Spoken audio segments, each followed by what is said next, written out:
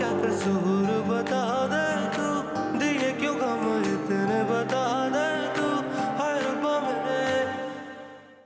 ये सारी मुश्किलात तुमने ही तो पैदा की हैं, फिर तुम कैसे इनको हल कर सकते हो? ये सब कुछ तुम्हारी वजह से हो रहा है, सिर्फ तुम्हारी। इससे पहले कि हसन तुम्हें छोड़े, तुम खुद उसको छोड़ दो।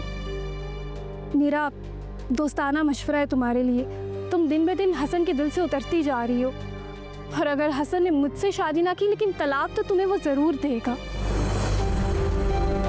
जब हसन का घर बार देखा होगा तो राल टपक गई। पूरी प्लानिंग की है उस औरत ने हसन को फंसाने की।